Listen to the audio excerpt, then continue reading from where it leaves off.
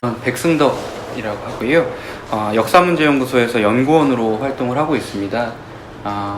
지금 이제 시작을 하는 건가요? 아니면 이따가? 네, 지금 바로요? 네. 그러면 뭐 관련해서 이 주제 어떻게 이야기하게 됐는지 말씀드리기 위해서라도 제가 이제 어떤 공부했고 어떤 관심을 갖고 있는지 좀 말씀드려야 될 것 같은데요.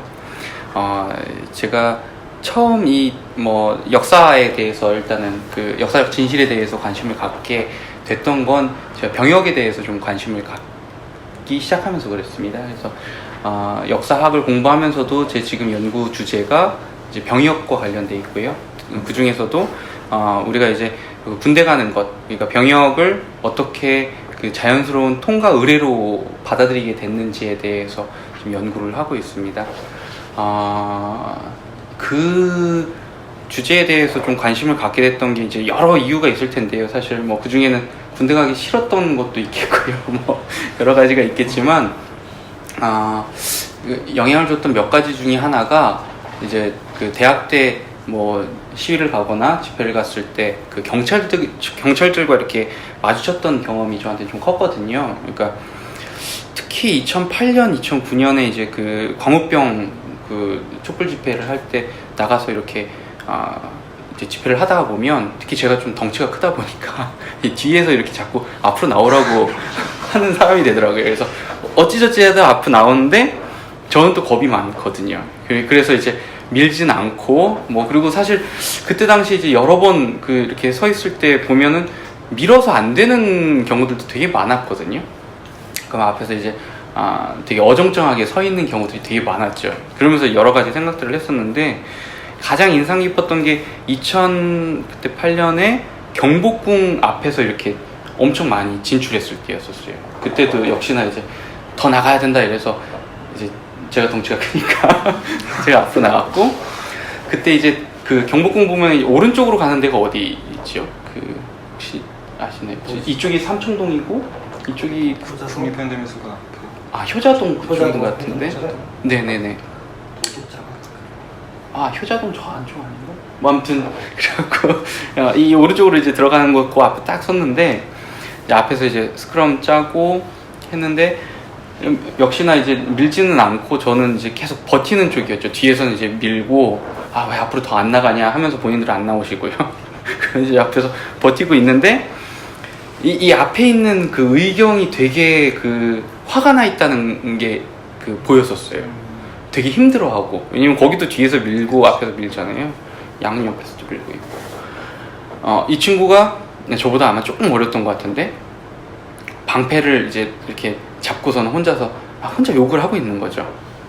이렇게 그러면서 자꾸 들려오고, 그럴 때는 이제 제가 방패 내려 그러고, 또 뒤에서 밀면 또 밀지 마세요 그러고 이러고 있으니까 의경이 저한테 이렇게 보면서 이제 뭔가 좀 이렇게 측은지심 같은 게 생겼던 것 같은데요.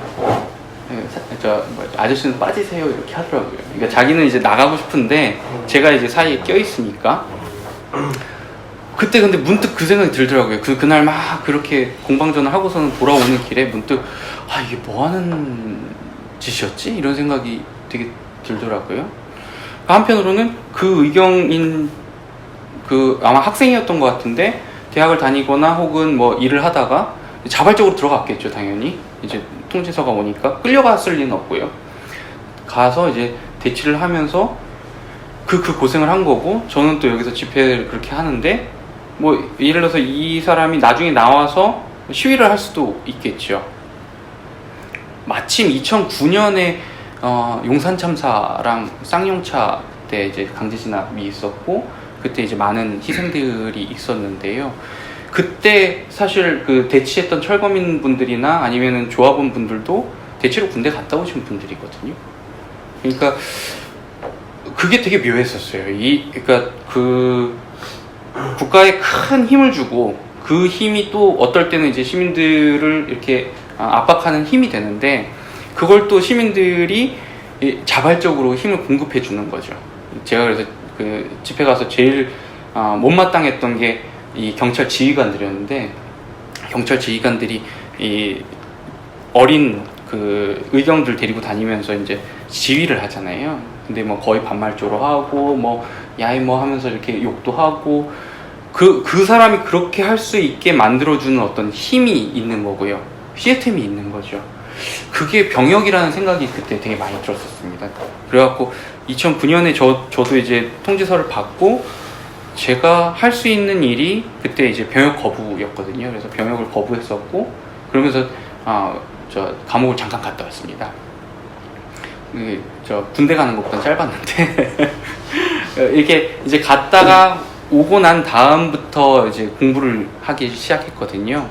역사에 대해서 공부를 하게 됐던 건 이제 그렇게 자발적으로 국가에 힘을 주는 어떤 병역 인식이라는 걸 공부를 해보고 싶었는데 이게 첫 번째로는 이렇게 그 술자리에서 보통 이렇게 남자들이 하는 이야기랑 인터넷이나 뭐 이런 그 혹은 TV 토론 같은 데서 하는 이야기가 톤이 되게 다르더라고요.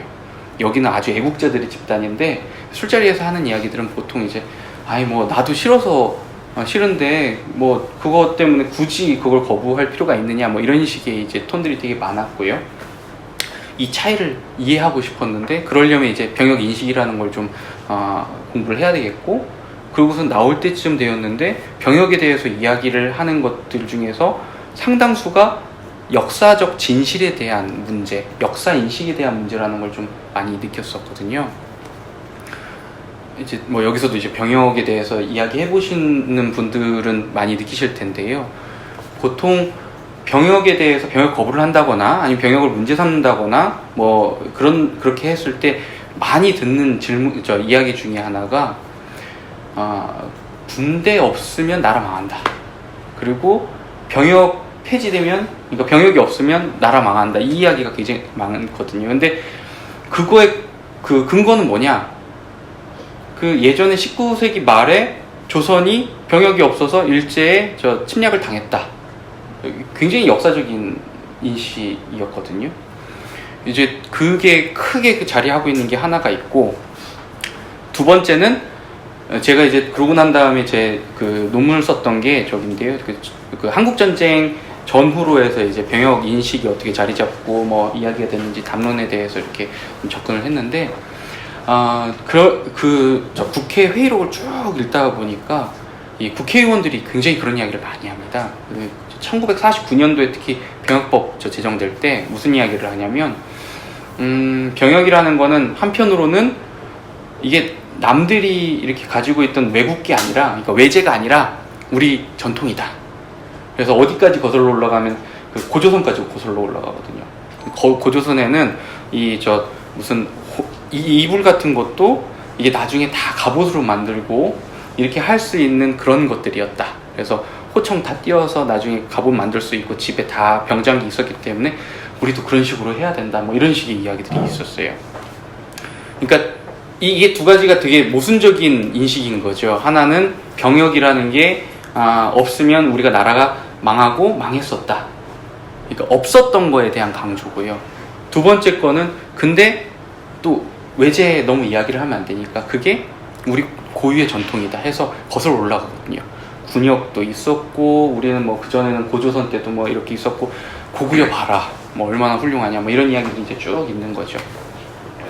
이 두 가지에 대해서 이제 어떻게 그러면 생각을 해야 되는가에 대해서 고민을 좀 하게 됐었고 그러면서 점점 이걸 역사적으로 좀 접근할 필요가 있겠구나라는 생각을 하게 됐었습니다. 그래서 그런 과정 속에서 제가 이제 공부를 쭉 해왔는데 제가 이 출소를 하고서는 갔던 대학원이 트랜스내셔널 인문학과라는 협동과정이었거든요.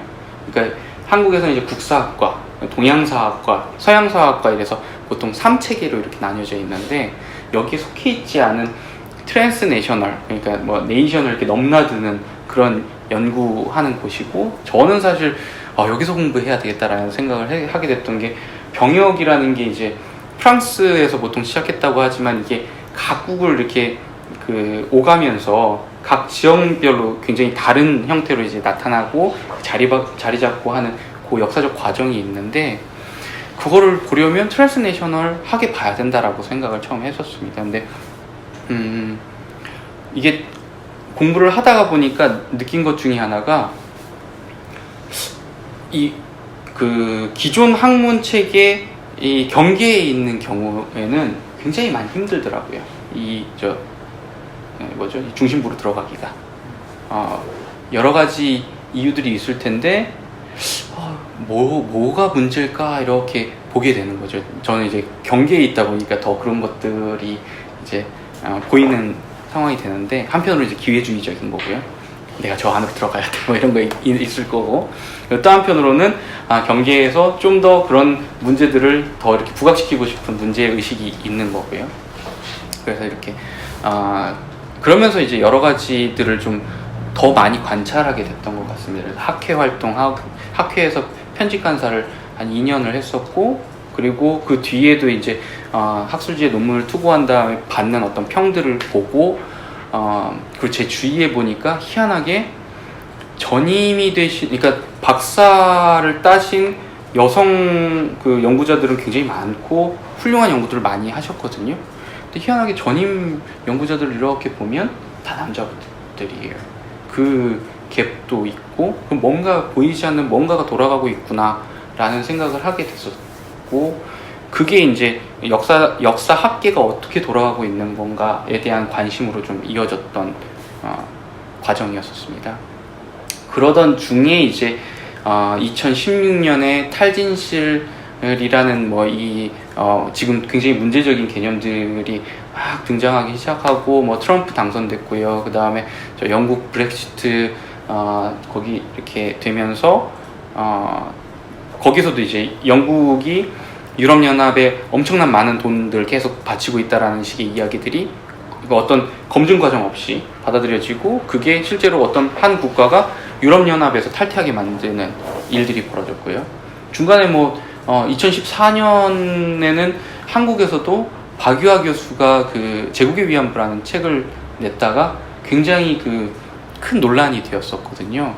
이제 그런 문제들도 보게 되고 이러면서 여지껏 이렇게 그 역사적 진실과 그 다음에 역사학계가 그것을 어떤 식으로 이 역사적 진실이라는 걸 생산해내는가에 대한 관심이 이게 헛된 관심은 아니었구나 이런 생각을 했었습니다. 그래서 오늘 강의까지 연결되었던 면이 있고요. 저는 이제 이런 문제의식을 가지고서는 1강부터 해서 5강까지 같이 이야기를 좀 나눠보려고 하고 있습니다. 일단은 오늘 첫 번째 다룰 거는요, 그 탈진실 시대의 역사적 진실 문제라고 해서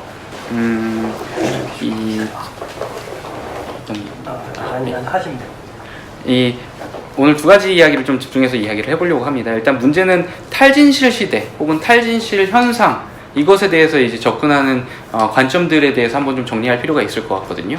세 가지로 해서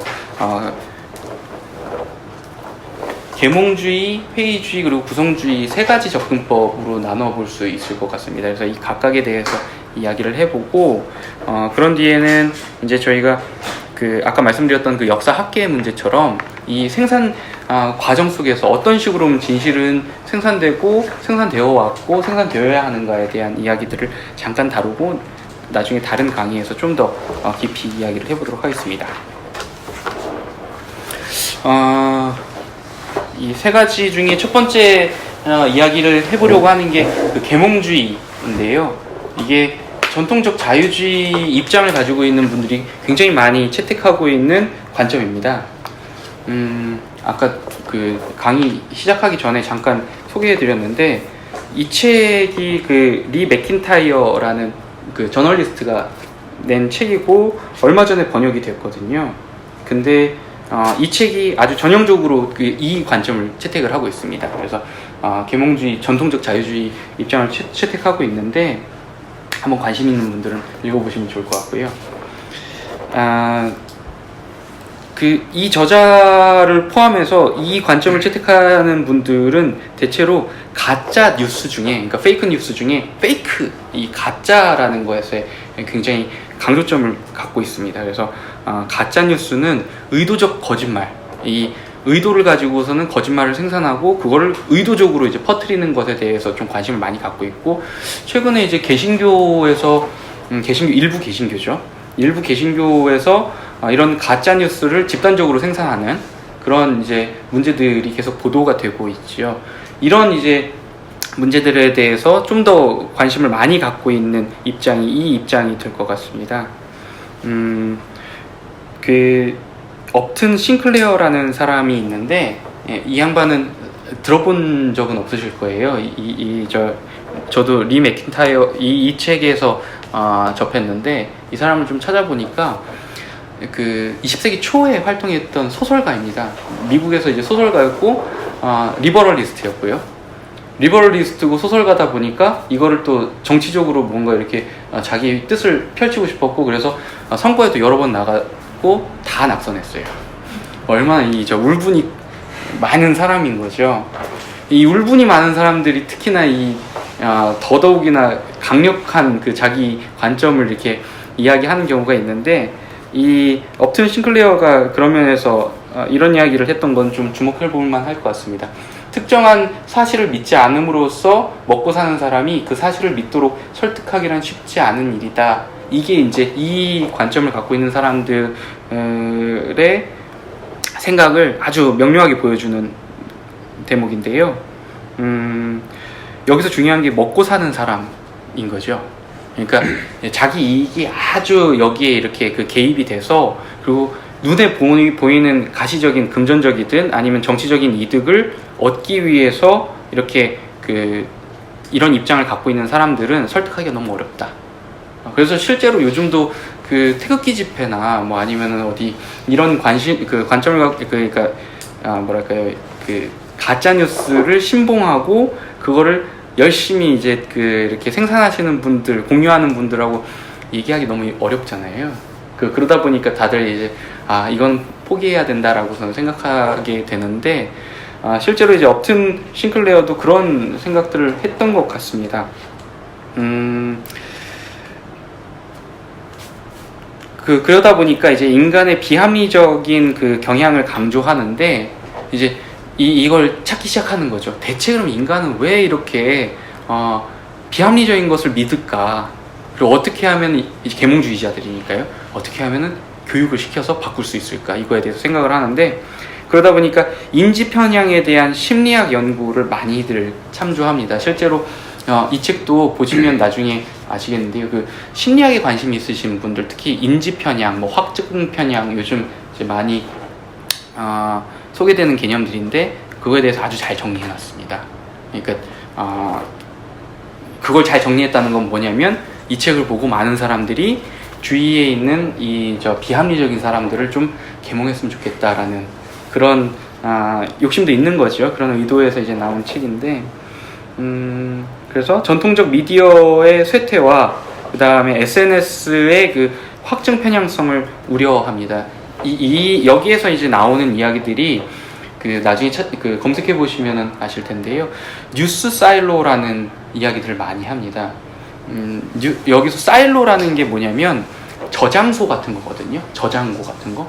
그러니까 뉴스 안에 이렇게 저장돼서 갇혀버리는 거죠. 저도 사실 그런 뉴스 사일로에 갇히는 경험을 종종 하는데요. 제 이제 페이스북 이렇게 보다 보면 선거 때 특히 느낍니다. 선거 때 이렇게 있으면은 제1정당은 뭐 정의당 아니면 녹색당이고요. 이번에 당선될 사람들이. 그리고 그 다음이 이제 민주당 정도, 자유한국당이나 뭐 이런 데는 전혀 안 나오죠. 제 피드 속에는.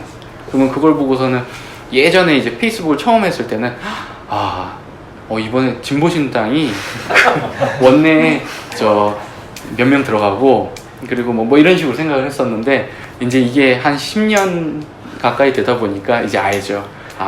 이 피드는 나의 뉴스 사일로구나.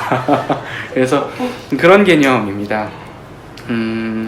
실제로 이제 서로 간에 이제 비슷비슷한 사람들끼리 정보를 공유하는 현상이 분명히 있고요. 이런 지적들은 굉장히 중요한 지적이라고 생각을 하거든요.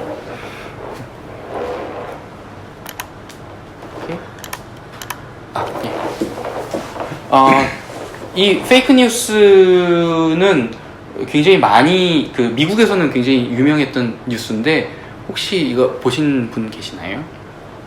이게 한 3개월 동안 가장 많이 공유된 가짜 뉴스였다고 합니다. 미국에서. 뭐냐면 프란치스코 교황이 이제 이 트럼프가 당시에 이제 그 미국 대선 때 후보였는데 당시 트럼프 후보를 이제 지지하는 성명을 냈다. 예, 그래갖고 이제 이게 한 3개월 정도 이렇게 계속 그 피드를 돌아다녔던 거죠. 그리고 이 밑에 있는 이런 이제 단체들, 이런 이제 그 언론사인데요. 이런 언론사들이 이런 그 가짜 뉴스에 대해서 이제 우려를 하면서 그러면서 이렇게 페이크 뉴스 해갖고 도장 땅 찍는 거죠. 이게 전형적으로 이 계몽주의적인 접근에서 굉장히 중요한 부분인데요. 무엇이 가짜 뉴스냐 아니냐를 이제 판단하는 것. 그래서 그 팩트 체크가 그런 면에서 굉장히 중요한 어떤 도구가 됩니다. 이 맥킨타이어가 저 소개하는 여러 가지 사례들 중에 굉장히 중요한 재밌는 그 사례인데요. 예, 아까 말씀드렸던 것처럼 이제 계몽주의자들은 어떤 이 가짜 뉴스에 이렇게 빠진 사람들을 이제 교육시키는 게 중요하고 회심시키는 것이 중요하다 보니까 이런 접근들을 많이 합니다. 스콧 베들리라고 이 사람이 캘리포니아 어바인에 있는 그 초등학교 교사인데요. 초등학교 5학년을 대상으로 해서 만든 그 가짜뉴스 구별 게임이라고 하는데요. 7가지로 나뉘어져 있고 각각은 굉장히 이게 초등학교 5학년생 대상으로 했다고 하지만 저희도 한번 참조해 볼 만한 좋은 그 기준이 될 수 있을 것 같거든요. 저작권을 확인하고 여러 출처를 통해서 확인하라. 이거는 사실 이제 크로스 체크라는 면에서 굉장히 중요한 부분이고요. 출처의 신뢰성을 평가하라. 그래서 이 출처가 오래 인정받았는지 아니면 어제 갑자기 생긴 인터넷 언론인지 이런 것들을 좀 봐야 된다라는 거고, 정보의 게시 일자를 확인하라. 트럼프, 이따가도 다시 한번 말씀드리겠지만 트럼프가 그 본인 취임식 때 굉장히 많이 왔고 오바마 때부터 내가 더 많이 왔다라면서 이제 올린 그 사진이 하나 있어요. 근데 거기가 1월 21일인가로 되어 있거든요. 근데 취임식은 1월 20일 날 했었고 21일 날은 뭐가 있었냐면 여성들이 트럼프에 대해서 반대 집회를 하는 이제 이런 식의 이제 정보 그 체크가 필요하다라는 거겠죠. 주제에 대한 지은이의 전문성을 평가하라. 아마 여기 오시는 분들이나 이제 이 영상 보시는 분들도 아마 그럴 텐데, 이제 제가 처음에 길게 설명드렸던 이유도 제가 왜 공부를 했고 어디서 공부했고 어떻게 공부했고 제가 그래도 조금은 전문성이 있다는 걸 어필하려고 말씀드렸는데, 사실 이런 식의 그 정보들은 굉장히 중요한 부분이죠. 내가 어떤 정보들을 얻을 때 이것을 신뢰할 수 있느냐 없느냐의 문제. 내가 알고 있는 지식과 일치하는가를 확인하라. 그리고 현실성 있는 내용인지 의심하라. 사실 6번과 7번은 조금 그런 면에서 애매한 부분이 있긴 한데요. 어쨌든 스콧 베들리는 그런 이야기를 합니다. 자기가 이걸 통해서 교육을 했을 때 너무 성공적이었대요. 학생들도 너무 좋아했고 그래서 많이들 변했고, 다만 한 가지가 어려웠던 게 있었는데 학생들이 이 기준을 자기가 수업할 때도 자꾸 적용하더래요. 그게 유일하게 어려웠다라고 이야기를 하는데, 글쎄요, 한번 점검해 보시면 좋을 것 같고요.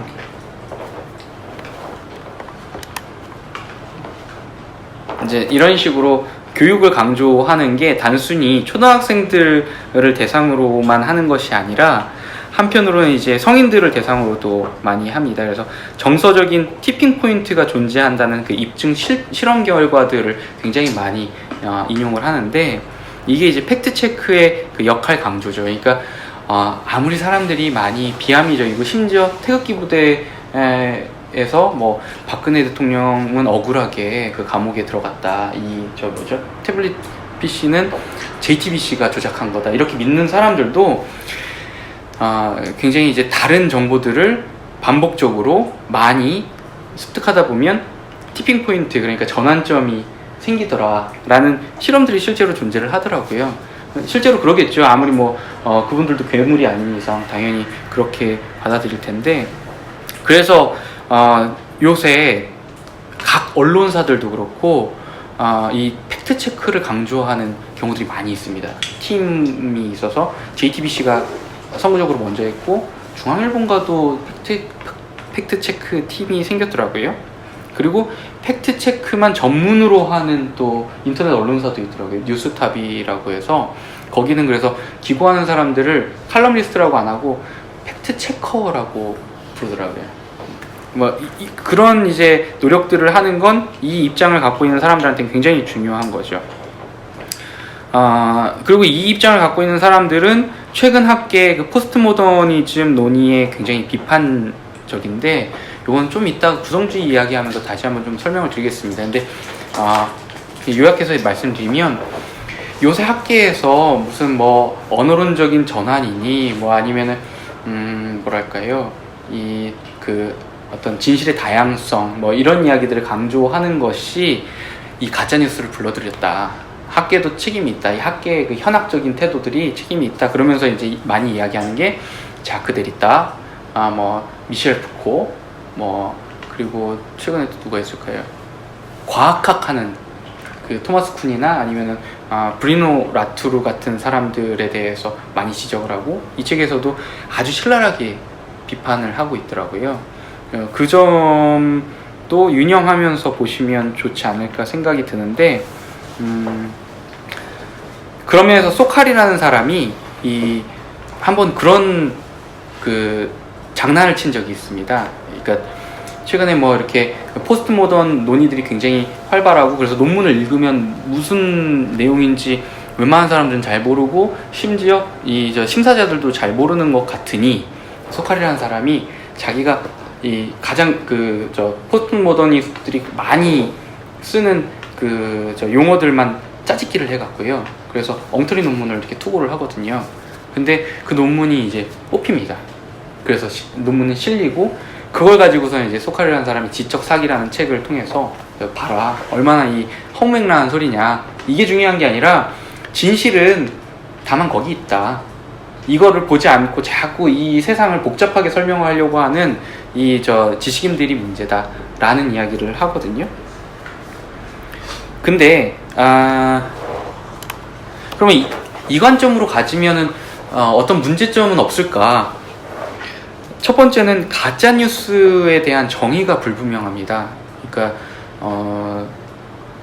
사실 가짜뉴스에 대한 정의는 트럼프가 제일 명확하게 갖고 있는데, CNN과 그 다음에 저 ABC인가요? ABC 뉴스, 이렇게 자기한테 비판적인 뉴스에서 생산하는 뉴스는 가짜 뉴스죠, 모두. 근데 이제 그래도 그걸 다 따를 수는 없기 때문에 한국언론재단에서 그럼 어떻게 접근하는가 보면, 2005년에는 이제 불법 복제된 짝퉁 뉴스가 이 가짜 뉴스의 정의였습니다. 그때도 가짜 뉴스라는 말을 썼는데, 이때 썼던 건 뭐냐면, 그때 막 이제 인터넷 언론들이 우후죽순 생기고, 그때 변희재 씨도 뭐였죠? 그 미디어 워치나 뭐 이런 것 가지고서는 굉장히 많이 뭐 이제 인터넷 언론들을 막 만들 때였는데, 이런 데가 이제 딴 데 거 그 기사를 그냥 가져다가 이렇게 퍼가는 경우들이 있었거든요. 요새도 많이 있더라고요. 저도 가톨릭 언론 그 인터넷 언론사에다가 이렇게 기고를 한 적이 있었는데, 거기에 이제 실리는 칼럼들이 희한한 무슨 서울의 소리라는 데에도 막 이렇게 실리고, 진실의 힘 뭐 이런 데도 실리고, 거기 가보면 그런 기사들밖에 없더라고요. 그래서 그때 당시에는 이제 가짜뉴스는 그런 식으로 이제 몰래 가져가는 저작권의 개념이었죠. 근데 2017년이 되면 역시 마찬가지 한국언론재단에서 했던 세미나에서 정의된 건데, 의도적으로 거짓된 사실을 사적 이익을 위해 뉴스 기사의 형식을 통해 보도하는 행위. 이건 그래도 꽤 구체적인 그 정의가 될 것 같은데요. 근데 이 정의에 그러면 과연 다 포함이 될 수 있을까? 이게 가짜뉴스라는 정의가 지금 이걸로 포함하기에는 조금 어려운 부분들이 많이 있습니다. 대표적으로는 역사학계에서는 많이 논란이 됐던 건데, 한국사 교과서 국정화 국면이었거든요. 그때 이제 많은 역사학자들이 그거에 대해서 반대를 했죠. 그랬더니 당시에 새누리당 대표였던 김무성 의원이 그런 이야기를 하는데, 국사학자의 90%는 좌파다. 그러니까 저들은 편향되었고 그래서 이번 참에 한번 교정할 필요가 있다 이런 식으로 이제 이야기를 했는데 그 이야기를 이제 다 인용을 해서 각 그 신문사에서도 얼마나 좌파적인지에 대해서 이렇게 막 이야기를 하거든요. 그래서 80년대에 제가 활동하고 있는 역사문제연구소에 소속됐던 사람들이 다수가 많이 포진되어 있다 뭐 이런 이야기들도 계속 하고요. 근데 80년대에 민중사를 다뤘던 연구소긴 하지만 지금 벌써 한 20년 정도 차이가 있고 여러 이제 그 과정에서 많이 입장들이 달라진 사람들도 있고 저는 입장이 달라지신 분들 중에는 약간 좀 그 입장이 달라진 거에 대해서 설명하셔야 될 분들도 계시다고 생각은 하지만 단순히 88년에 그런 연구소에서 활동했던 사람이기 때문에 좌파라고 이야기하는 것이 과연 이게 뉴스일까? 이게 사실일까? 이거는 가짜 뉴스라고 부를 수 있을까 싶은데 근데 이 정의로 하면 적용이 될 거라고 생각하시나요? 제가 보기에는 아마 빠져나갈 구멍이 좀 많을 것 같습니다. 그런 문제들에 대해서는 이야기하지 못하는 거죠. 아주 적나라하게 조직적으로 이렇게 모여서 그래서 이렇게 의도적으로 전파하는 행위들만 아마 요 개념으로 포착할 수 있을 것 같고요. 두 번째는 팩트체크에 이제 곤란함이 있습니다. 이게 사실 해석의 이분법 문제가 있는데 아까 말씀드렸던 국사학자의 90%가 좌파다라는 것도 있고 또 뭐가 있을까요? 뭐 이런 부분들이 이제 굉장히 혼재되어 있는 게 있는데 제가 좀 전인데 좀 예전인데 되게 재미있어서 이렇게 형광펜으로 칠해가면서 봤거든요. 이게 아마 PDF가 저거가 되지 않나요? 안 되는구나. 확대가 안 되네요. 이게 아마 여기서 보니까 잘 안 보이더라고요.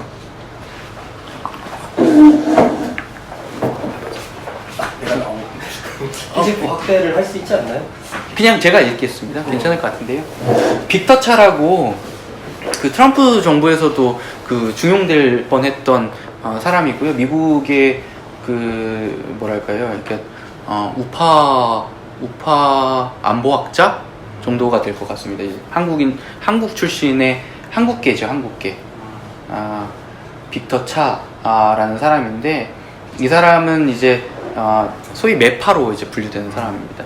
북한은 항상 핵을 가질 준비를 갖고 있고 그리고 위험하다라는 이야기들을 굉장히 많이 하는데 아주 허무맹랑하게 이야기하지는 않거든요.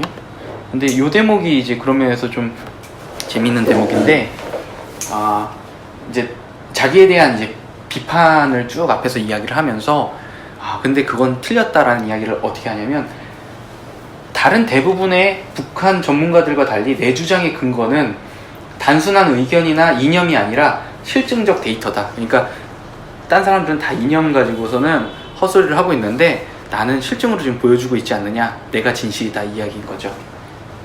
다른 이들은 물론 나의 데이터 해석에 동의하지 않을 수 있지만 나는 북한의 위협을 과장하지 않는다. 나는 연구 결과에 나타난 것을 발표할 뿐이다. 이게 전형적으로 이제 본인의 진실성을 주장하는 사람들이 이런 수사를 많이 쓰는데 이 밑에가 더 흥미롭습니다. 한국은 임박한 전쟁 위험 아래에 있는가? 라고 하면서 이게 2017년에 나온 거라서 정상회담 전이거든요. 에 따르면 내 책은 북한이 오바마 대통령 임기 내에 붕괴할 것이라고 예측했다. 내 책이 실제 담긴 내용을 반영하지 않는 서술이다. 나는 북한의 붕괴에 대해 속단하지 않았다. 나는 500페이지 분량으로 서술한 연구 끝에 붕괴 가능성을 논했을 뿐이다. 이렇게 이야기를 해요. 그러면 보통의 이제 통계학자들이 보통 이제 다루는 게 이런 식의 이제 쭉 서술인데 굉장히 과학적으로 보이죠. 그리고 나는 통계에 대해서 단순히 그냥 이야기할 뿐이다 라고 이야기를 하지만 실제로 통계는 굉장히 정치적인 성격들을 많이 갖고 있습니다. 표본을 취합하는 것도 그렇겠고 통계 결과에 대해서 이제 해석하는 것도 그렇겠고 어떤 것을 이제 정보를 이렇게 빼고 넣을 것이냐의 문제도 굉장히 중요하죠. 그래서 최근에 가장 많이 이제 통계에 대해서 비판받는 영역은 그 여론조사인데요. 특히 지방선거 같은 경우는 여론조사 보면은 틀리는 경우가 너무 많잖아요. 근데 이제 여론조사 업체들도 대체로 이런 식으로 이야기를 하거든요. 우리는 사실에 대해서 그냥 이야기할 뿐이다. 하지만 그 사실이 과연 그러면 어느 정도 적합성이 있는가라는 문제는 남아 있는 거죠. 그래서 이 그 계몽주의적인 접근이나 혹은 가짜 뉴스에 대해서 아주 엄격하게 정의하는 접근들이 이야기하지 못하는 어떤 논란 지점들이 바로 이런 부분들입니다.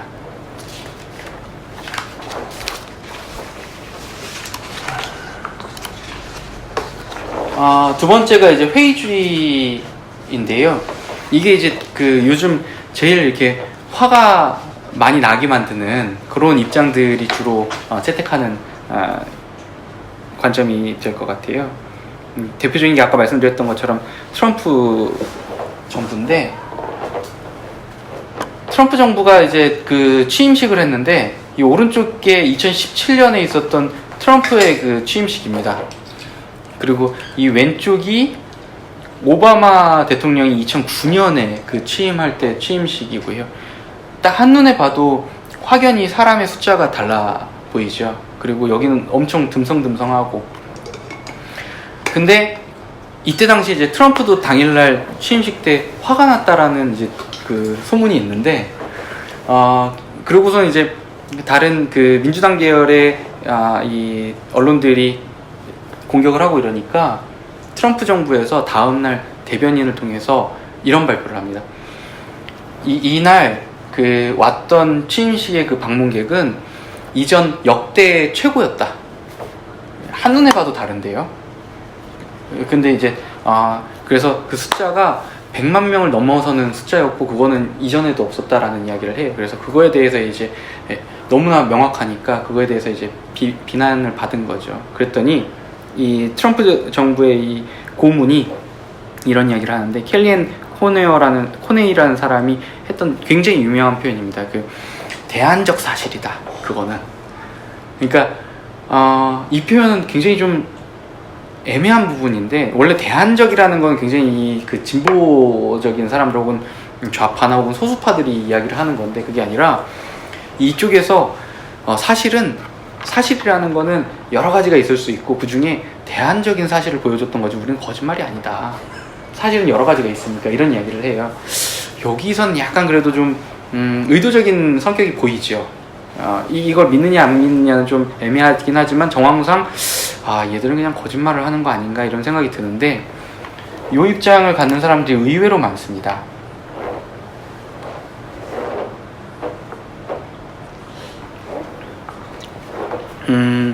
이 입장 갖고 있는 사람들이 보통 선험적인 당파성을 많이 내세우거든요. 선험적이라고 하면 경험 이전에 이미 자기는 어떤 편을 갖고 있는 거죠. 그리고 이미 모든 사실에 대한 결론을 다 내렸고, 아까 이야기했던 그 트럼프의 대변인도 아마 그런 입장이 아니었을까 싶은데요. 취임식에 누가 얼마가 오든 상관없이 우리는 아무튼 많은 사람, 역대 최고가 왔다. 뭐 이런 식의 이제 입장을 갖는 거죠. 키스 젠킨스라는 역사학자가 있는데, 이 사람은 사실 트럼프와는 결이 굉장히 다릅니다. 아까 위에서 이제 좀 비난받았던 그 포스트 모더니스트로 분류될 사람인데, 이 사람이 누구를 위한 역사인가라는 책을 썼는데요. 여기에서도 굉장히 비슷한 입장을 갖거든요. 이 젠킨스는 뭐라고 이야기하냐면, 과거는 완전히 잡다하게 뒤섞어 놓은 과거이며 누구에게나 어울릴 수 있는 과거이고 너도 나도 가질 수 있는 느슨한 과거이며 무엇보다도 그다지 쓸모가 없다라고 이야기를 합니다. 과거를 가지고서는 뭔가 오늘날 뭔가를 이야기하려고 하는 거는 의미가 없고, 과거는 항상 이데올로기적으로 구성되는 거기 때문에 중요한 건 이것을 과거에 대해서 이야기하는 사람들이 어떤 이데올로기를 갖느냐가 굉장히 중요하다라고 이야기를 해요. 근데 이게 우스워 보일 수는 있지만 저희도 굉장히 일상을 살아갈 때 정보를 판단할 때 그런 식이 많이 있거든요. 대표적인 게 누가 어떤 칼럼을 썼으면 이 칼럼니스트 어떤 입장이냐라고 생각을 많이 하죠. 그래서 이 사람 우파냐 좌파냐, 뭐 자유한국당 지지자냐 아니냐, 뭐 그래갖고 마음에 안 들었는데 갑자기 자유한국당에 어디 공천 한번 넣었던 사실이 밝혀지면 거봐 이 칼럼 거짓말 이런 식으로 보통 되는 경우들이 많이 있는데 그래서 좀 낯설어 보이지만 실은 우리 일상에서 굉장히 가까운 입장이기도 합니다. 박양식이라는 저 학자가 있는데 이 학자가 그 상고사를 주장하시는 분이거든요. 그러니까 상고사 연구자들이 보통 뭘 많이 하냐면 상고사라고 하면 이제 역사 이전에 역사가 써져 있기 이전에 그 역사를 다루시는 분들이고 주로 그런 걸 많이 해요. 저 고구려 신라 백제는 이 한반도에 없었다. 그 중원의 지배자였고 그리고 그래서 심각하게 넘어가면은 뭐 이제 멕시코까지 뭐 이렇게 저 진출했다라는 이야기도 하는데 여긴 너무 허무맹랑하죠. 근데 학계는 거기까지는 안 가고 중요한 거는 저기 뭐죠 한사군 중에 호동 왕자 있었던 데가 랑랑군의 수도가 평양이었느냐 아니면 저 요서지방이었느냐 이건 가지고 되게 얘기를 많이 하거든요. 이거 가지고 얘기하는 이유는 뭐냐면 고조선이 멸망했을 때 그 자리에 세운 게 랑랑군인데 그렇기 때문에 랑랑군이 아니라 고조선의 위치가 평양이었느냐 아니면 만주였느냐를 이야기를 하는 거기 때문에 이거 굉장히 시끄러운 논쟁입니다. 어떤 면에서는 굉장히 중요한 논쟁일 수도 있겠는데 사실 학계의 대다수는 이 요소설은 그다지 지지는 하지 않아요. 근데 하나의 입장으로서는 생각할 수 있다고 저는 생각을 합니다. 근데 이분은 거기에 이제 그 지지하시는 역사학자인데 이런 이야기를 합니다. 이 서양 이론과 비교했을 때 한국사가 얼마나 뒤처졌는가를 이야기를 하면서 서양에서는 오히려 민족을 앞세워서 조국의 역사를 쓰는데 주저함이 없었다. 그런데도 한국의 실증학자들은 일제에 의해 호도되고 말살되었던 민족의 역사를 되살리려고 노력한 사학자들의 그 역사 연구에 대하여 끊임없는 비판을 제기하였다. 그렇게 공격하는 실증학 사학자들의 의중에는 누구를 위한 역사를 염두에 두고 있는지 의문이 간다. 그 키스 젠킨스가 이야기했던 그 누구를 위한 역사인가라는 질문을 여기에서 이렇게 전유를 하거든요. 그래서 뭐냐면 민족을 내세우는 역사를 해야 하는 것인데 실증사학자들이 괜한 그 사료의 엄밀함을 가지고선 이야기를 함으로 해서 그런 자유도를 줄인다라고 이야기를 하는 거죠. 물론 이 입장을 가질 수도 있다고 생각을 하는데요. 근데 이랬을 때 문제가 되는 건 뭐냐면 이 입장을 가지고 있는 사람들끼리도 굉장히 많은 충돌을 가지게 됩니다. 저는 자유한국당 지지자들도 언젠가 만약에 자기들끼리 공론장이 생기면 자유한국당 지지자라고 하면 되죠. 우리 공화당 지지자들도 자기들끼리 이제 공론장이 생기면 아마 내부에서 굉장한 모순 때문에 이제 충돌을 할 거라고 생각을 하는데 진실에 대한 그 회의주의와 실증을 강조하는 사이에 모순이 발생하는데 이 박양식 선생의 이야기를 키스 젠킨스의 입장에 서면 완전히 다르게 볼 수 있게 됩니다. 포스트 모더니즘의 이 재평가 작업은 아주 색다르게 심지어 극도로 상반된 이유로 수행됐음에도 불구하고 대부분 동일한 결론에 도달했다. 즉 그들은 자신들의 입장을 지탱하기 위해 열심히 찾아 헤맨 토대가 자신을 위해서건 다른 사람들을 위해서건 결코 어디에도 존재하지 않으며 더욱이 지금까지 존재한 적도 없음을 깨달았다. 결국 모든 우상은 진흙발을 가졌다는 사실을 깨닫게 되었던 것이다. 여기에서 지금 지적하고 있는 게 민족주의자들에 대한 이야기거든요.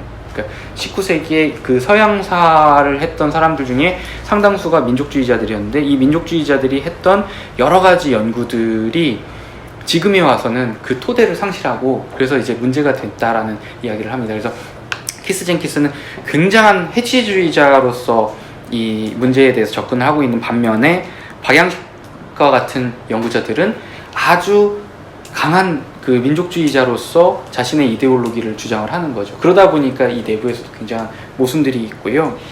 그래서 사실 이 입장에 서는 건 좀 주저하게 됩니다.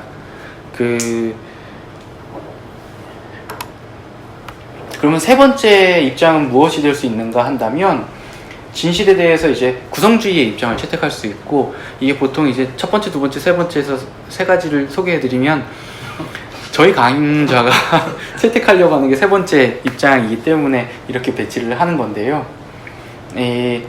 구성주의라는 것은 간단히 이야기를 하면 진실이라는 것이 단순히 그 자체로 외부에 있는 것도 아니고, 그렇다고 해서 아예 없는 것, 그냥 무에서 아무 말이나 했을 때 그것이 다 진실이 되는 것도 아니고, 그럼 무엇이냐? 진실은 역사적으로 그리고 사회적으로 구성되는 것이고, 그렇기 때문에 거기에서 경합도 있을 수 있고 변화도 있을 수 있다라는 입장을 채택을 하는 건데, 과학에서, 자연과학에서 처음 이런 그 주장이 나왔습니다. 이게 굉장히 특징적인데요.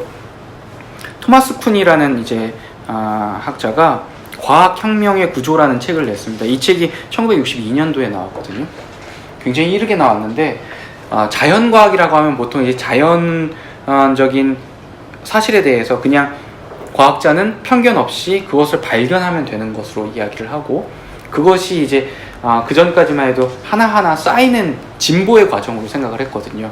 그래서 60년대에 비해서 예를 들어서 2017년은 우리는 좀 더 나은, 좀 더 좋은 과학을 가지고 있고, 그렇기 때문에 세계를 그만큼 더 정복할 수 있는, 혹은 뭐 성경식으로 얘기한다면 세계를 잘 경작할 수 있고 관리할 수 있는 그런 이제 존재가 될 수 있다라고 이야기를 해왔는데, 쿤은 이것을 굉장히 뒤집습니다. 그런 식의 진보는 과학엔 없다 라고 이야기를 하면서 패러다임이라는 개념을 가지고 와서 이제 소개를 하거든요. 그 과학은 패러다임 속에서 구성되었던 어떤 그 정상과학의 체계라고 이야기를 합니다.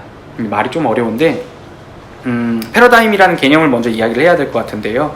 패러다임은 간단히 이야기하면 당대의 사람들의 그 인식 체계를 규정하는 인식 틀입니다.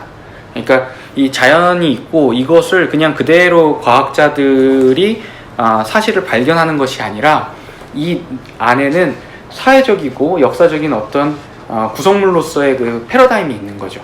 그래서 그 틀대로 보게 되는 경우들이 있는데, 이런 표현이 조금 적절할지 모르겠지만 게슈탈트 변형이라는 그 사례가 아마 좋은 예가 될 것 같거든요.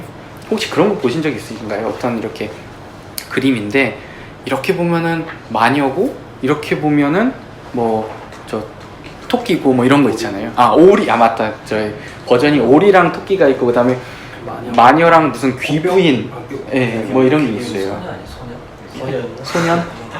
소녀. 근데 이제 그런 식으로 이제 좀, 그러니까 이게 같은 건데 그림은 변하지 않거든요. 근데 보는 관점이나 인식 틀에 따라서 그것이 어떤 식으로 나한테 이렇게 인지되느냐를 되게 잘 보여주는 사례죠. 이 패러다임의 관점을 갖게 되면 어떤 특정한 그 패러다임 속에서는 무엇이 정상적인 진리고 무엇이 비정상적인 진리인지를 구분하게 되는 그 체계를 갖게 됩니다. 요거를 역사학에서 좀 적용을 해보면 어떤 변화가 있는지 말씀드리려고 하는데요. 이게 이제 그 패러다임 개념으로 역사를 읽으면 달라지는 사례에 대해서 하나 가지고 왔는데, 제가 이걸 가지고서는 원고도 써놓은 게 있는데, 근데 이제 안희정 전 도지사가 지금 이제 다른 문제들 때문에 이제 논란이 돼서 이거를 참 가져오기가 애매할 때가 있습니다. 근데 이만한 그 문제적인 발언을 본 적이 없어서 그래서 일단은 계속 쓰고 있는데, 안희정 전 도지사가 말하는 대로라는 그 JTBC 프로그램에 나와서 이제 당시에는 그 굉장히 주목받던 정치인이니까, 자기가 그리고 충남도지사잖아요. 그래서 충남도지사로서 서울 중심주의를 비판하면서 이야기를 합니다. 그래서 정약용이, 다산 정약용이 그 유배를 가서 자기 아들들한테 준 편지 중에 이런 대목이 있습니다. 절대 한양 사대문 안을 떠나지 마라라고서 당부하는 구절이 있거든요. 그걸 딱 가져와서 이 안희정 도지사가 무슨 이야기를 하냐면, 거봐라, 이 서울 중심주의는 600년 넘게 이어져 왔고, 그렇기 때문에 굉장히 강고한 이데올로기다 라는 이야기를 해요. 그리고 이 대목이 실제로 그런 식으로 많이 쓰이거든요. 그러면서 인서울이 아니면 루저가 된다는 이야기를 정약용이 했다 이거죠. 근데 그냥 요 대목만 떼서 보면은 그렇게 보일 수도 있는데, 실제로는 그렇게 보기가 어렵습니다. 요게 이제 그 오늘날의 관점에서, 오늘날의 패러다임에서 보면은 그렇게 볼 수 있는 거죠.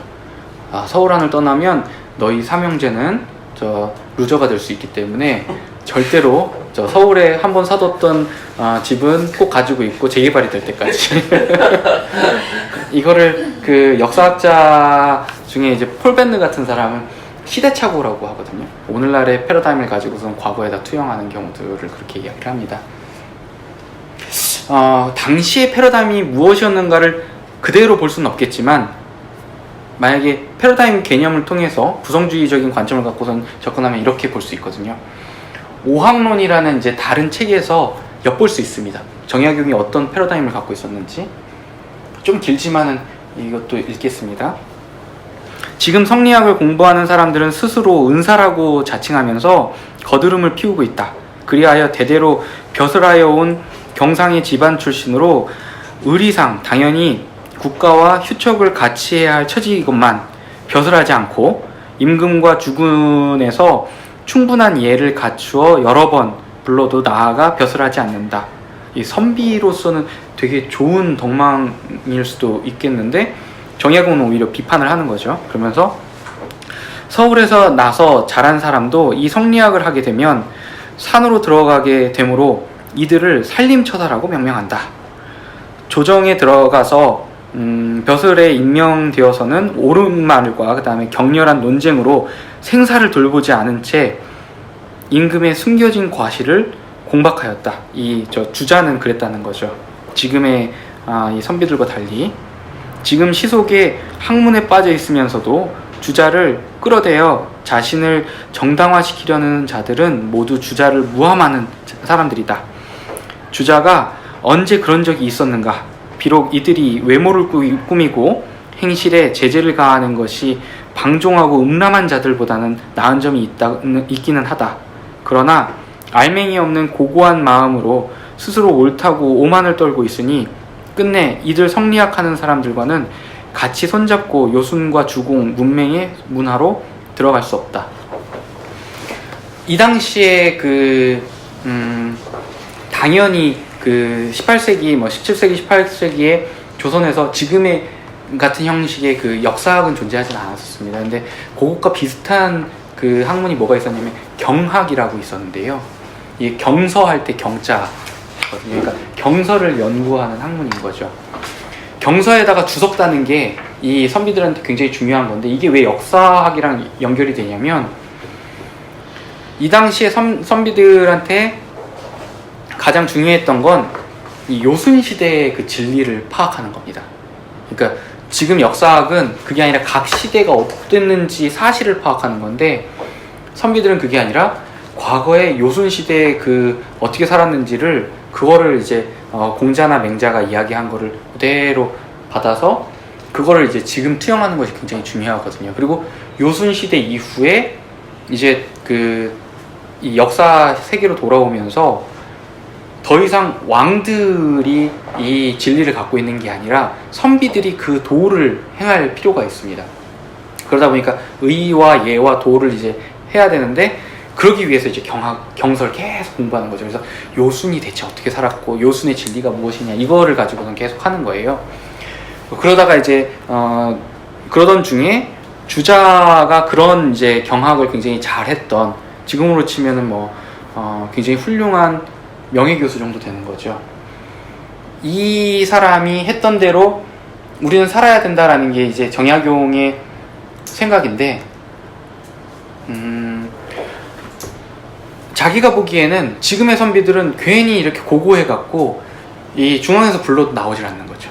그리고 한양에서 살면서 격렬한 논쟁도 하고 때로는 왕을 비판도 하고 그게 선비의 모름지기 역할인데 경상도나 뭐 전라도에 내려가서 그래서 이제 후학 가르친다는 핑계로 앉아갖고 이렇게 이 중앙 정치와 떨어져 있는 것 이거를 오히려 이제 정약용은 비판을 하는 거거든요.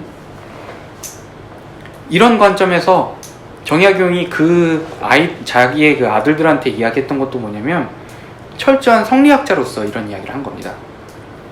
너희는 딴 데 가서 뭐 이렇게 그 고고한 선비로서 하지 말고 네 생사를 걸고서는 왕이나 혹은 다른 신하들과 경론을 해라 이거거든요. 그래서 절대로 한양 사대문 밖으로 나가지 말라라는 이야기는 그러기 위해서 교류를 많이 하고 선비들과 그러므로 해서 자신의 어떤 학업을 충분히 이룬 다음에 그걸 통해서 다시 또 중앙정치로 들어가라라는 제안이지 그게 강남 땅은 절대 팔지 말라라는 전혀 다른 이제 패러다임이 다른 문제인 거죠.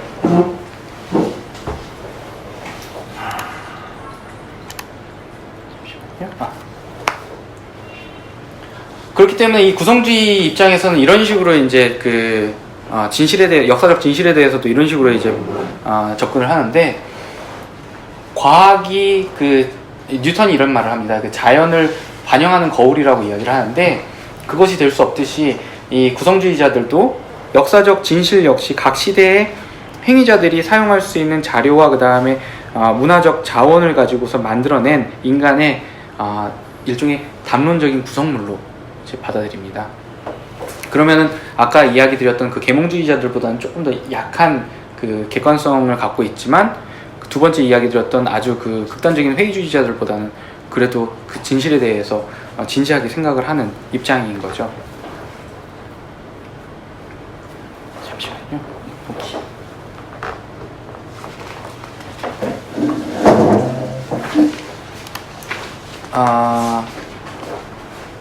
이 구성주의의 입장에 서면 아까 말씀드렸던 것처럼 역사적이고 사회적으로 구성된 무언가가 역사적 진실이라고 보게 되는 것이고 이 역사적 진실이 그러므로 중요한 거는 이 사회적 산물로서 이제 만들어진다고 보게 되는 건데 이 사회적 산물로서 만들어질 때 가장 중요한 매개체가 뭐냐면 그 진실을 보증하는 공동체의 문제가 있습니다. 그러니까 모든 사실은 혹은 모든 진실은 이런 그 공통 감각을 이렇게 공유하는 공동체 속에서 나오는 것이죠. 이게 이제 그 구성주의 입장을 택했을 때 진실을 바라보는 굉장히 좋은 혹은 적절한 관점이 될 수 있을 것 같고 그 전에 보지 못했던 중요한 문제, 이 공통 감각을 공유하는 공동체의 문제에 대해서 좀 더 집중할 수 있게 되는데요. 한 가지 사례를 좀 말씀드리면 이게 일상생활을 살다 보면 이런 생각을 잘 하기가 어렵습니다. 왜냐면 보통 본인과 비슷한 생각을 갖고 있는 사람들과 마주치게 되고 특히 이제 SNS 같은 경우를 보면은 나와 생각 굉장히 비슷한 사람들과 이제 친구를 맺거나 뭐 혹은 생각이 너무 달라 하면 바로 이제 팔로우 취소하고 뭐 이렇게 하지 않습니까? 그러다 보면 이 굉장히 동질한 그런 공동체 속에서 살게 되는데 그게 아까 이야기했던 그 뉴스 사일로 같은 문제가 되는 거죠.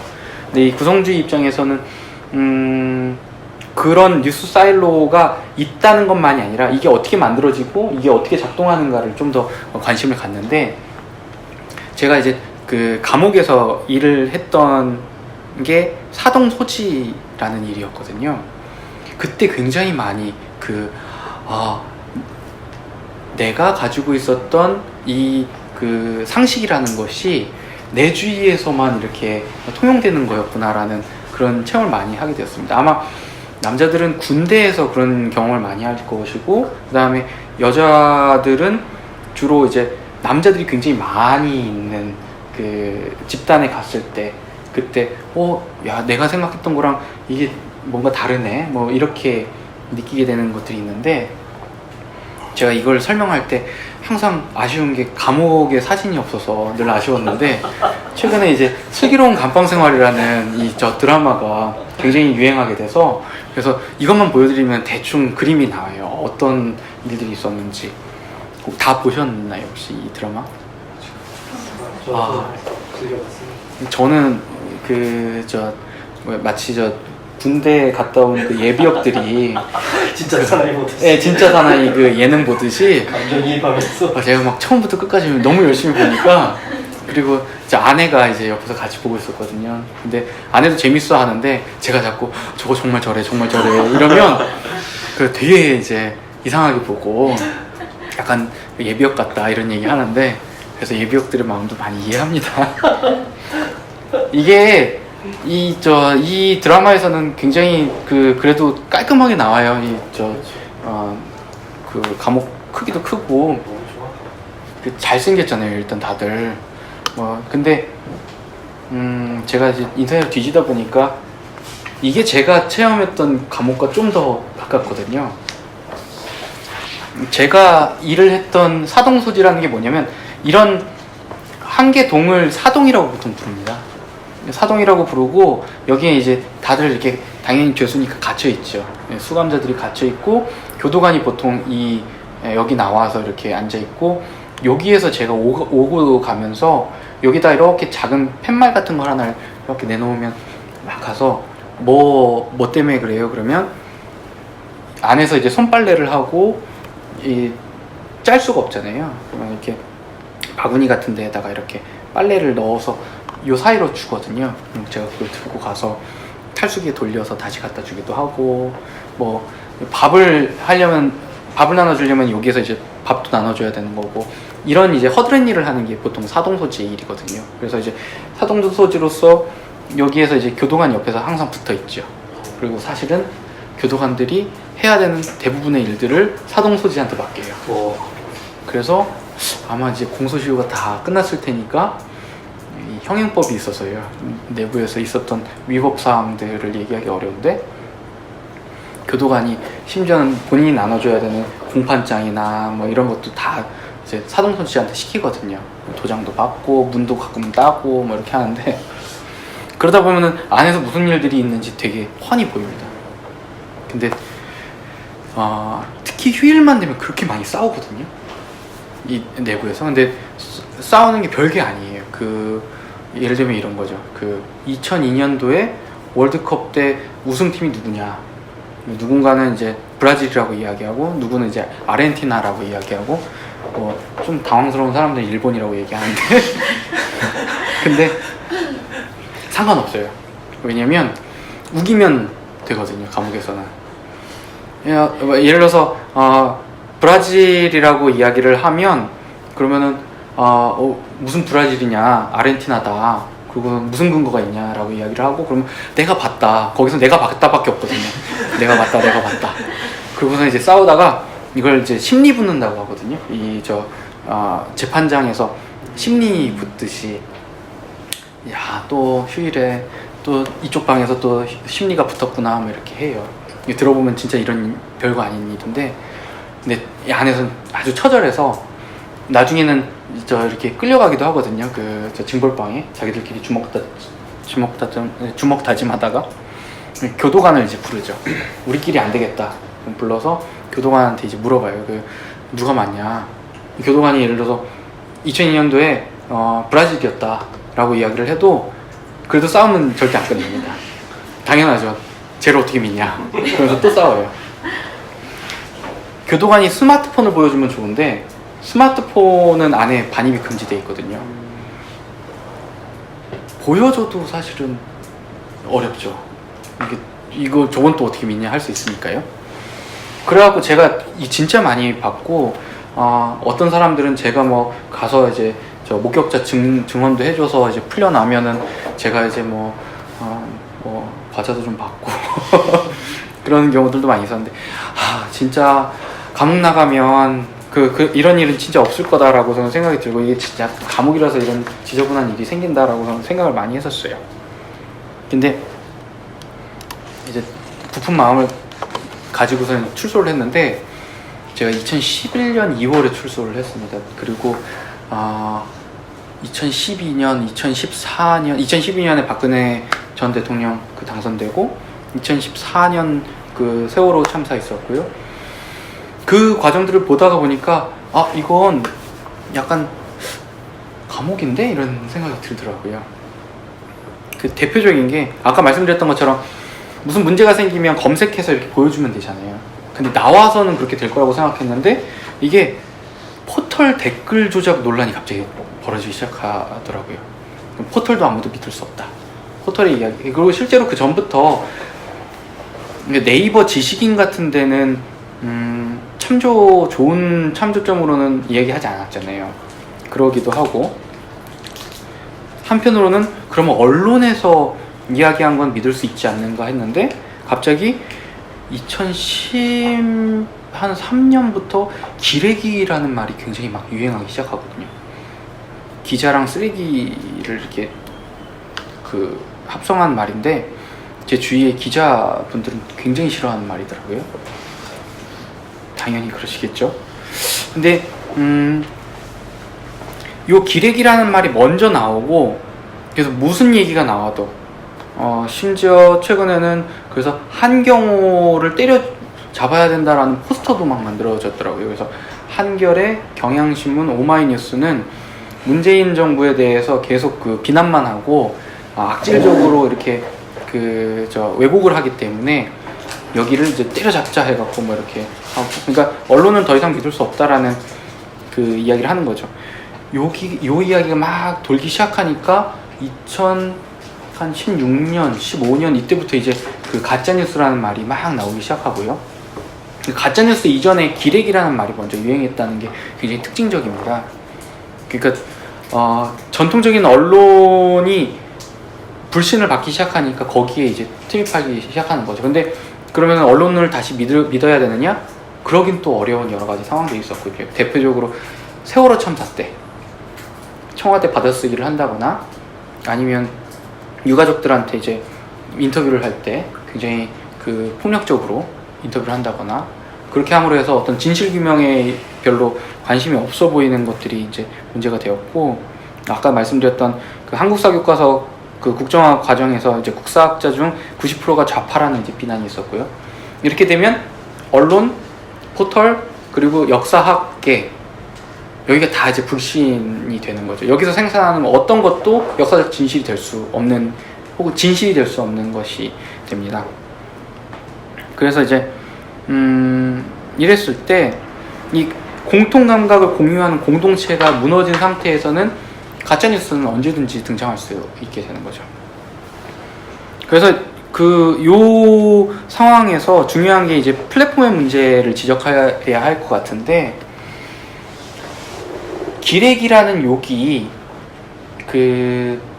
아까 말씀드렸던 것처럼 가짜뉴스 이전에 등장을 했는데, 요 시기에 어떤 일이 있었냐면 언론의 조회수 장사에 대한 이야기들이 되게 많이 나와요. 근데 이 조회수 장사라는 게 왜 나오냐면 매체 성격이 변하는데 주로 포털이 기사들을 장악하게 되거든요. 그러니까 포털을 통해서 기사들을 보는데, 그러다 보니까 이 전통적인 언론들이 여기에다 기사를 송고하고 이 인터넷에서 조회수를 늘리기 위해서 굉장히 선정적인 제목들을 막 달기 시작하는 거죠. 그리고 아까 말씀드렸던 세월호 참사 보도 문제가 있고, 그리고 이 과정에서 이제 포털이 특히 네이버가 뉴스캐스트라는 식으로 해서 이렇게 몇 개 믿을 수 있을 만한 언론사들한테 당신네들의 기사만 우리가 이렇게 올리겠다라고 했던 식을 이제 바꾸거든요. 포털에 대한 이제 비판이 많아지니까 뉴스 스탠드라고 해서 이제 그러면 독자들이 알아서 구독을 하시라. 그래갖고 지금 컴퓨터로 들어가시면 보통 이렇게 되어 있죠. 이렇게 가판대처럼, 뉴스 가판대처럼. 그래서 내가 원하는 것들을 구독하는 형식으로. 근데 이렇게 바뀐다고 하더라도 역시 조회수에 이렇게 자기 생명을 걸어야 되는, 언론사들이 생명을 걸어야 되는 문제는 변하지 않고, 그래서 지금까지도 보면 굉장히 많은 자극적인 제목들이나 아니면은 문제적인 기사들이 많이 양산되는 걸 볼 수 있습니다. 이런 식으로 이제 플랫폼이 변해서 그 진실의 생산 방식에 또 달라지는 이런 걸 이제 기레기라는 말에서 되게 많이 볼 수 있는데요. 그런 면에서 진실의 생산 방식에 대한 점검이 필요하고, 그게 저희 이 강의에서도 이 생산 과정에 관심을 갖고 계속 좀 접근해 보려고 하는 이유이기도 합니다.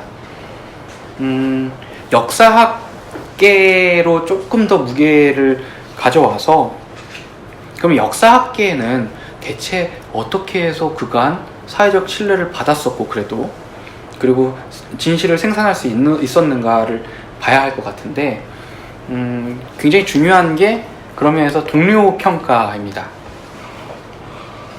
잠시만요. 입술이 왜 이렇게 마르는지 모르겠네요.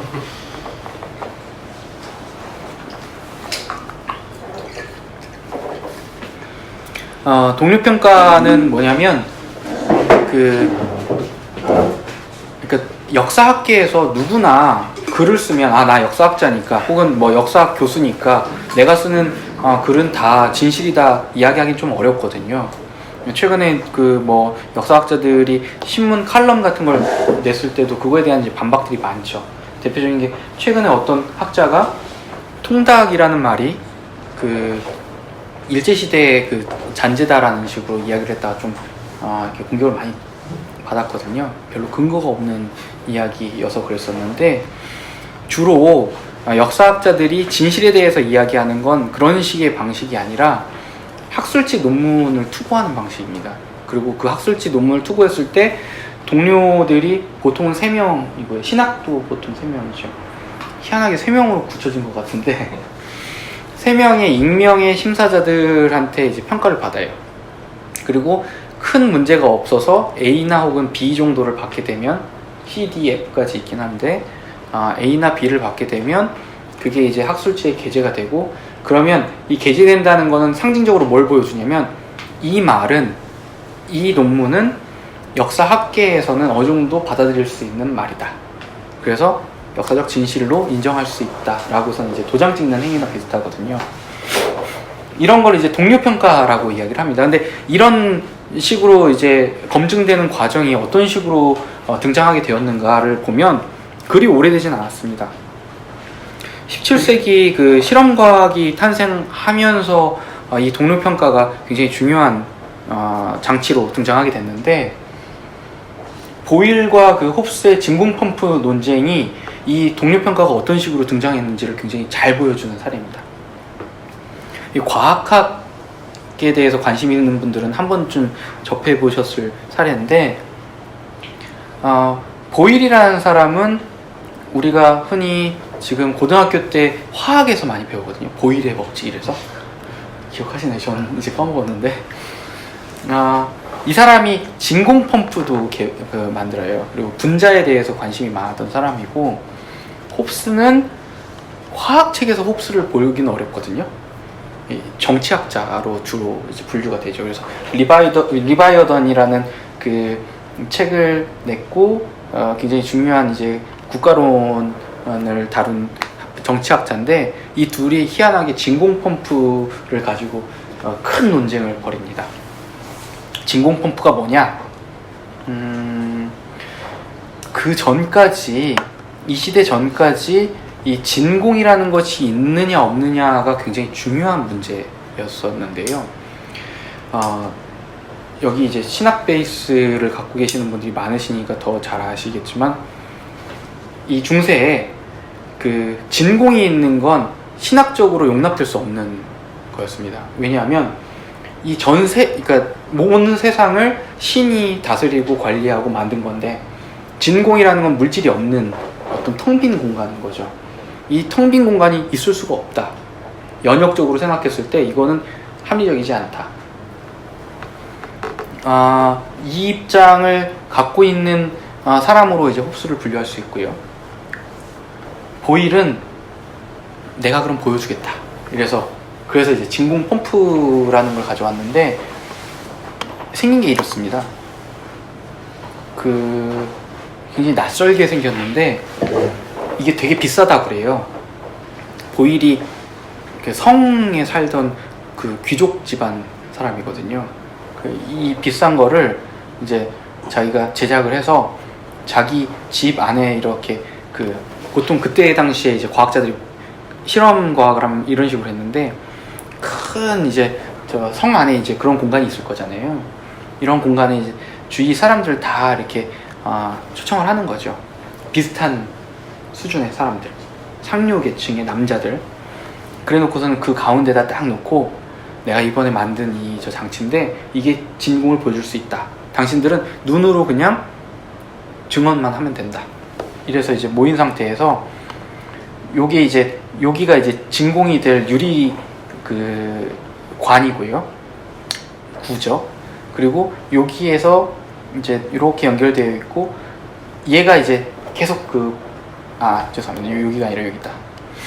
여기가 이게 계속 펌프질을 해서 이렇게 공기를 뽑아내는 곳이거든요. 크랭크를 이렇게 돌리면 이렇게 공기가 빠져나오는데, 아무리 보일이 잘 사는 사람이라 하더라도 이때 당시에는 이게 좀 조악해서 실험을 하는 내내 이 하인이 옆에서 계속 돌리고 있었어요. 잠시 이렇게 보이는 거죠. 여기다가는 새도 넣기도 하거든요. 사람들이 안 믿으니까 새를 놨다가 새가 이제 죽잖아요. 그러면 거봐라, 진공이다. 이제 가시적으로 보이는 게 굉장히 중요합니다. 내 동료들, 내가 믿을 수 있는 사람들이 모여있는 데 안에서 보여줘야 되고, 믿지 않는다면 새도 집어넣고, 그리고 새를 집어넣으면 어떤 사람들은 그렇게 이제 비난을 하는 거죠. 이게 진공 때문에 죽은 게 아니라 크랭크를 밑에서 막 돌리다 보니까 여기에서 이렇게 미세한 구멍을 통해 갖고 바람이 들어가서, 그래서 여기에서 굉장히 큰 회오리가 생기고 그 바람에 맞아서 새가 죽은 거다.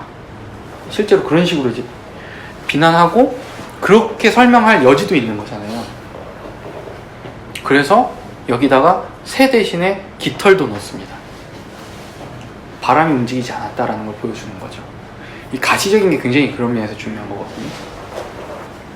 동료들을 이렇게 모아놓고 실험을 진행을 해서 진공이 있다라고선 이야기를 하니까, 홉스의 입장에서는 이건 아주 극악무도한 짓이 되는 건데요. 홉스의 입장에서는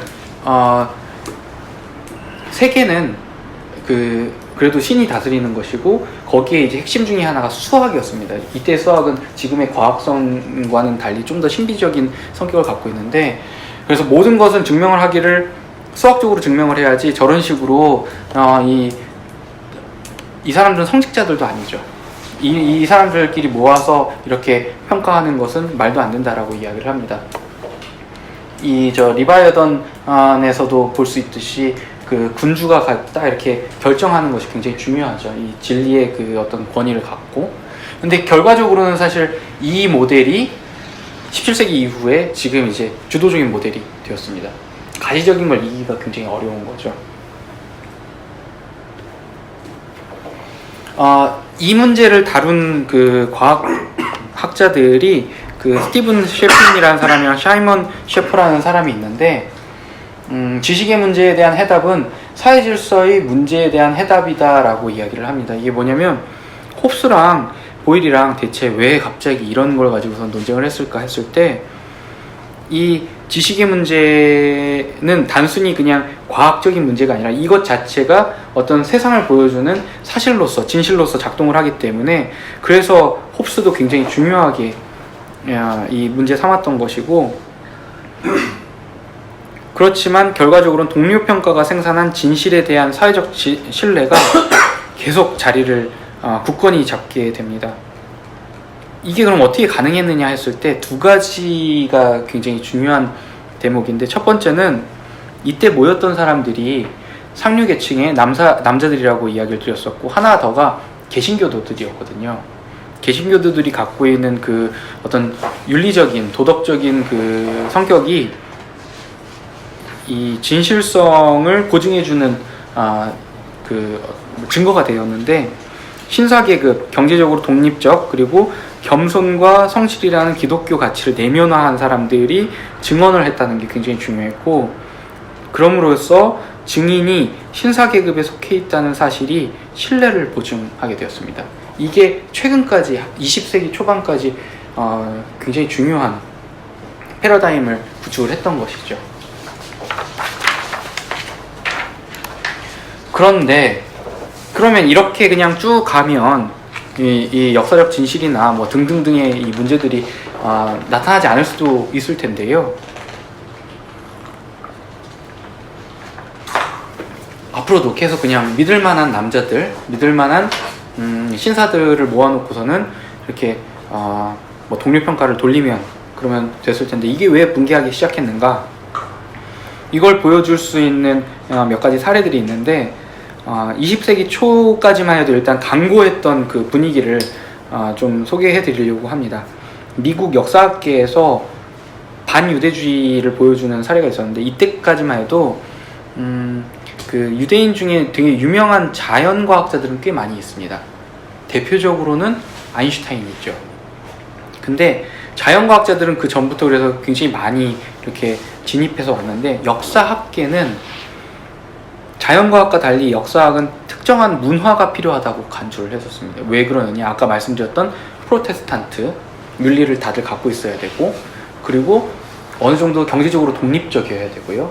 그리고 딴 뜻이 없어야 돼요. 무슨 얘기냐면 그러니까 나라에 대해서 애국을 해야 되는데, 유대인들은 뭐가 이상한 게 저 나라에 있는 유대인들하고도 네트워크가 있고 뭐 이러다가 보니까 언제든 민족 배반자가 될 것 같은 그런 의심이 있는 사람들인 거죠. 그리고 주일도 안 지키고요. 맞나요? 유대인들이 그쵸? 그 주일 안 지키고 뭐 등등등 이러다 보니까 무언가를 같이 공유할 수 있는 사람들이 아니다라는 그 평가가 많이 있습니다. 요 입장에 지금 있는 사람들이 주로 여성들 뭐 혹은 성소수자들. 저 같은 경우도 그래서 아까 처음에 소개할 때 제가 단순히 그냥 병역 거부를 했었고 그렇기 때문에 병역에 관심이 있습니다 이렇게 소개를 하면 되는데, 그렇게 하지 않았던 이유가, 그렇게 소개를 하다 보니까 병역 거부자라고 하면 그래서 병역을 하는 거고 너는 되게 독특한 애야 이런 식으로 해서 치부되는 경우들이 꽤 있더라고요. 그게 이제 유대인은 유대인 역사 공부해야지, 근데 뭐 프랑스사는 좀 그렇지 않아? 뭐 미국사는 좀 그렇지 않아? 뭐 이렇게 네가 내놓는 프랑스사나 미국사는 좀 믿을 수 없어, 이런 분위기가 있는 거죠. 그래서 어떤 것이 있냐면, 이 유대인 일부 나중에 돼서는 미국 학계에서 굉장히 주도적으로 활동했던 사람들이 있는데, 이 사람들이 되게 예외적으로 그 학자가 되거든요. 근데 패컬티들이 어떤 식의 평가를 하냐면 이렇게 얘기를 합니다. 인종적으로 관련이 있는 일부 사람들이 드러내는 공격적 특성을 찾을 수 없다. 그렇기 때문에 얘는 교수로 임명해도 되겠다. 이거 여성으로 바꾸면 굉장히 요새도 많이 적용될 수 있는데요. 여성이 갖고 있는 그 공격적인 특성을 가지고 있지 않다, 혹은 감정적이지 않다, 뭐 이런 평가들이 보통 이런 식이죠. 별나다고 간주할 수 있는 그런 종류의 유대인은 아니다, 혹은 프린스턴 졸업생이기 때문에 공격적인 유형은 아니다, 이런 평가들. 그러니까 유대인은 뭐가 더 있어야 보증이 되는 게 있었습니다. 이런 시스템이 지금도 계속 말씀드리는 것처럼 작동을 하고 있고요.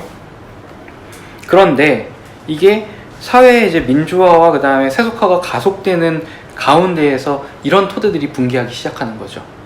유대인들도 들어오고요. 여성 연구자들도 많아지고, 그리고 또 뭐가 있을까요? 한국에는 제가 보기에는 이제 앞으로 증가할 문제일 텐데, 한국의 대학들이 다 이제 이렇게 신입생들이나 혹은 대학원생들이 줄다 보니까 중국인 유학생들을 엄청 많이 받아들였거든요. 이 중국인 유학생들 중에 상당수는 한국말을 할 줄 아는 조선족이기도 합니다. 근데 문제는 이 유대인들한테 보고 있는 이런 시선을 고스란히 갖고 있거든요. 근데 앞으로 이제 이네들이 계속 더 많은 활동들을 하게 될 텐데, 그럴 때도 이제 이런 갈등들이 계속 생길 수밖에 없는 거죠. 그래서 수십 년 동안 역사의 객관성에 대한 거의 완벽한 동의는 역사학과가 상층 계급 출신의 프로테스탄트 백인 남성 학자들로 채워진 극단적으로 동질적인 작업장이었다는 사실과 결부되어 있다라고 이야기를 합니다. 그런 과정에 대해서 굉장히 잘 소개하고 있는 책이 이 책이거든요. 역사에 대해 생각하기라는 책인데 얼마 전에 번역되었고요. 한번 읽어보시면 아주 도움이 될 것 같습니다. 근데 그러면 이제 사회 민주화 그다음에 세속화가 계속 가속화되는 가운데에서 지금 이제 여러 가지 그 역사적 진실이 위협받고 있는 문제들, 그리고 갈등이 생기는 문제들, 혹은 가짜뉴스 문제들, 이런 것들이 이제 계속 발발하고 있는데, 그럼 이걸 해결하기 위해서 왕립협회 시절로 옛날에 이제 그 영국에서든 뭐 이런 식으로 해서 왕이 이제 딱 임명을 해서 당신네들은 믿을 수 있기 때문에 당신네들만 진실을, 역사적 진실이든 과학적 진실이든 내놓으시오. 그러면 국가가 인정해 줄게요. 이런 식으로 다시 돌아가야 되는 것인가? 그렇진 않다라고 아마 다들 생각하실 것 같습니다. 그러면 이제 어떻게 하면 좋을까라는 문제가 남는 거죠.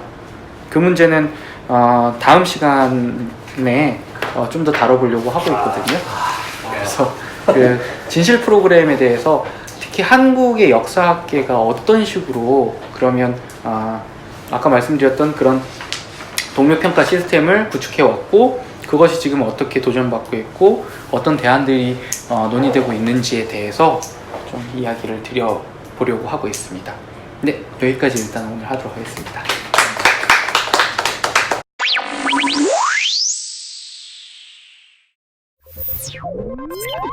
요